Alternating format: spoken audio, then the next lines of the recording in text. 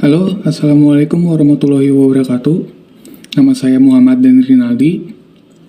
Saya mewakili kelompok saya untuk melakukan pembukaan presentasi dari kelompok kami yang membawa tema materi bisnis Mahakam Online Shop.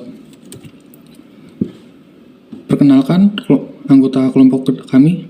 Saya sendiri Muhammad Dani Rinaldi, lalu ada Naila, Rani, dan Tia. Yang dimulai dari ringkasan bisnis. Perekonomian Indonesia yang memiliki prospek sangat menjanjikan dan daya beli dan daya jual masyarakat yang semakin naik, ketersediaan sumber daya alam yang berlimpah, dan mulai tumbuhnya kalangan menengah ke atas membuat kegiatan perdagangan retail cukup menjanjikan. Tumbuhnya kalangan menengah ke atas ini tidak lepas dari peran pemerintah yang telah melakukan perbaikan ekonomi secara masif sejak tahun 2004. Hal itu didukung dengan semakin meningkatnya daya beli masyarakat, menjamurnya UMKM di negeri ini, dan startup yang memegang inovasi, harapan, juga impian dari foundernya dan pekerja karyawannya.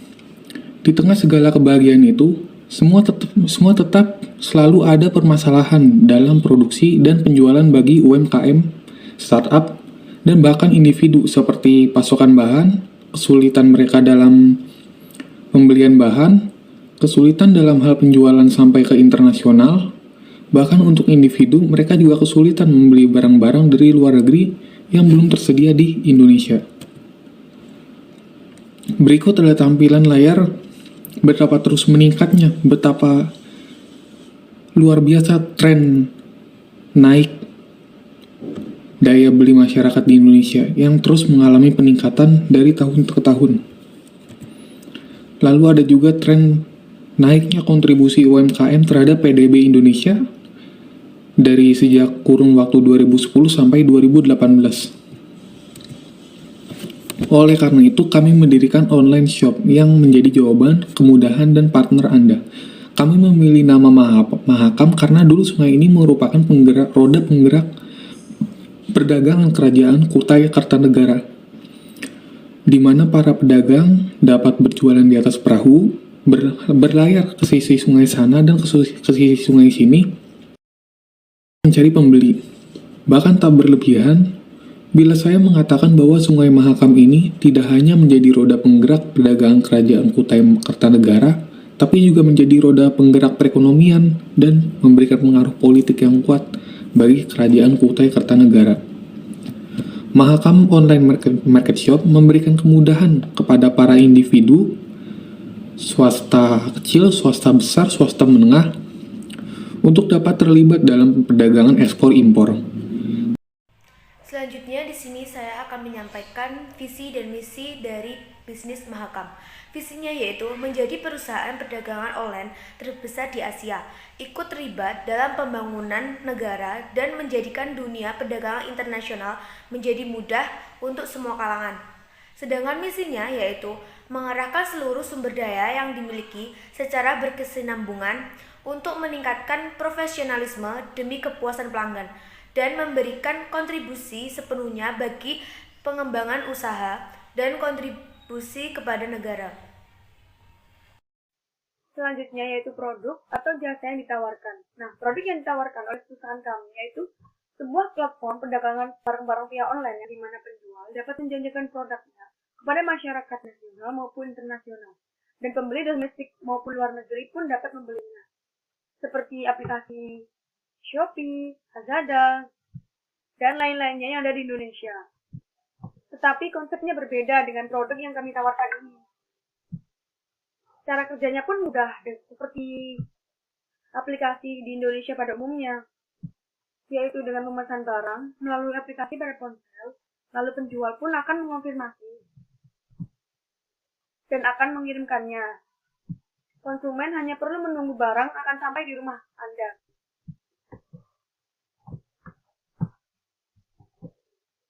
Nah, yang selanjutnya yaitu keunggulan bisnis. Di Indonesia belum ada satupun online marketplace yang memiliki konsep bisnis seperti kami. Semuanya hanya berfokus dalam perdagangan dalam negeri saja. Mahakam Online Marketplace ini memiliki keunggulan yang lebih baik agar konsumen dapat membeli barang-barang luar negeri hanya lewat aplikasi pada ponsel saja. Oleh karena itu, setelah saya katakan, aplikasi yang kita miliki ini seperti aplikasi pada umumnya, seperti aplikasi Shopee, Lazada, namun memiliki konsep bisnis yang tidak sama satupun. Yang selanjutnya yaitu kecenderungan pasar. Dalam hal internal bisnis, kami memiliki tim yang cukup solid, memiliki tujuan yang sama, dan percaya terhadap keuntungan dari bisnis yang akan kita jalani ini. Nah, untuk tantangan eksternalnya, kami merupakan bisnis yang cukup kecil. Sedikit saja keterlambatan pencairan dana dari investor akan membuat kinerja perusahaan stagnan dan berpotensi ide bisnis kami di-advance oleh kompetitor. Nah, oleh karena itu, dalam bisnis ini, kami harus solid dan memiliki tujuan yang sama, agar tidak ada kendala nantinya. Misal ada kendala pun, kita bisa mengatasinya dengan bersama-sama. Karena yang paling penting di sini adalah pengupahan tim dan saling percaya terhadap bisnis yang akan kita jalani. Baiklah, terima kasih. Saya, Naila Huda Meliana Fitarawati, akan menjelaskan materi selanjutnya yaitu target pasar.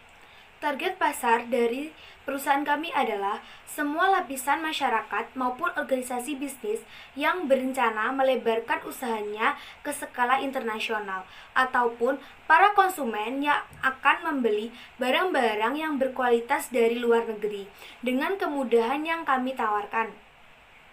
Namun, jika dilihat banyak masyarakat yang berlangganan di produk jasa kami itu banyak-banyak dari kalangan masyarakat menengah ke atas. Untuk memenuhi target pasar yang telah ditetapkan oleh perusahaan, kami melakukan strategi pemasaran sebagai berikut, yaitu yang pertama, mengembangkan bisnis dengan cara mengalokasikan dana dari investor untuk pemasaran via iklan dan promosi. Dengan adanya iklan serta promosi ini akan memudahkan kita dalam memberikan informasi terhadap semua kalangan masyarakat bahwa adanya layanan jasa yang akan memudahkan proses jual beli barang dari luar negeri maupun ke dalam negeri dengan sangat mudah dan simpel yang hanya menggunakan satu aplikasi. Yang mana kita ketahui bahwa jika kita melakukan transaksi jual beli ke luar negeri akan menggunakan syarat-syarat yang sangat rumit dan menggunakan waktu yang sangat lama. Tapi ketika para konsumen menggunakan aplikasi yang kita berikan, itu akan memudahkan para konsumen untuk melakukan transaksi jual beli ke luar negeri maupun ke dalam negeri. Untuk strategi yang kedua yaitu distributor. Dari distributor produk ini yaitu yang pertama, produk yang telah dibeli dari luar negeri ataupun yang siap dipasarkan ke luar negeri akan disimpan terlebih dahulu di gudang bersama barang-barang lainnya. Setelah itu akan dikemas di peti kemas yang kemudian dikirimkan ke negara tujuan atau negara asal konsumen yang telah memesan produk itu melalui kapal kargo. Sesampainya di dermaga, peti kemas diangkut menggunakan truk khusus dari perusahaan ke gudang khusus milik perusahaan. Setelah sampainya di gudang, maka barang-barang tersebut akan disortir terlebih dahulu. Setelah disortir, kemudian barang tersebut dikirimkan ke konsumen melalui kurir dari perusahaan. Tugas kita sebagai layanan jasa yang akan mengantarkan produk pesanan tersebut ke konsumen itu yaitu dengan memastikan bahwa produk pesanan dari konsumen itu dalam keadaan baik-baik saja, tidak ada cacat sama sekali. Untuk strategi yang ketiga yaitu penetapan harga. Perusahaan kami menerapkan atau menggunakan strategi markup pricing, yaitu hanya dengan menambahkan sejumlah laba yang tidak terlalu tinggi sebagai uang jasa pelayanan kepada konsumen. Jadi di sini konsumen yang sudah berpelangganan dengan produk kita atau layanan kita itu tidak akan keterbebani dengan tarif yang kita tawarkan. Namun, tarif yang kita tawarkan ini juga tidak membuat perusahaan kita mengalami kebangkrutan atau tidak memiliki keuntungan. Jadi, yang kita harapkan dari penerapan strategi-strategi pemasaran yang telah kita terapkan ini dapat memenuhi target pasar yang telah ditetapkan oleh perusahaan sehingga perusahaan tidak mengalami kebangkrutan.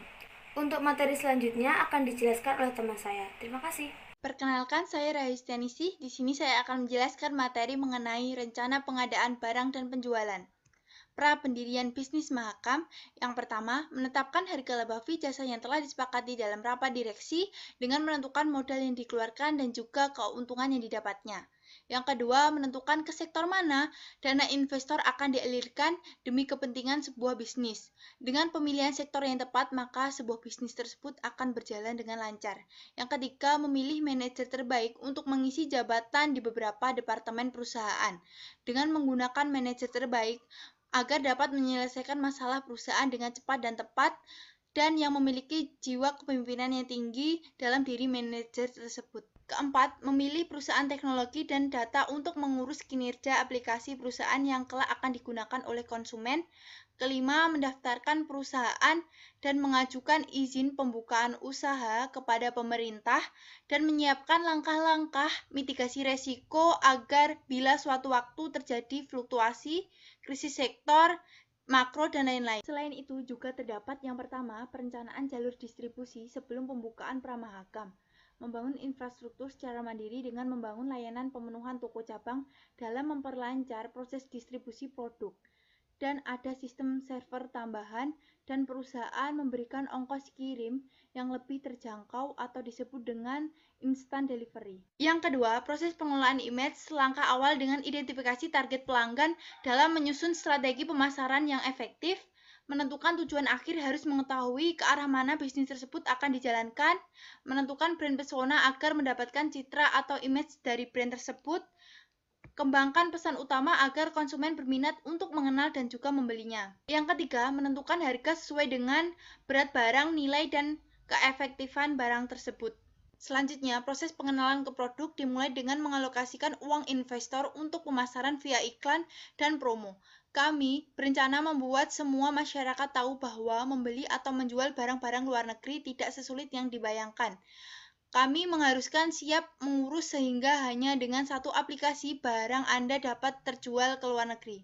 Setelah pengenalan bisnis Mahakam, bila kami mendapat respon positif mulai dikenal publik dan seller maupun buyer mendownload aplikasi dan memulai perdagangan, perusahaan akan tetap mengurus juga mengawasi roda perdagangan perusahaan, juga mendirikan departemen pengembangan untuk memberi masukan kepada perusahaan mana sistem yang perlu diperbaiki dan mana sistem yang perlu dikembangkan lagi. Sekian presentasi dari kelompok kami. Wassalamualaikum warahmatullahi wabarakatuh.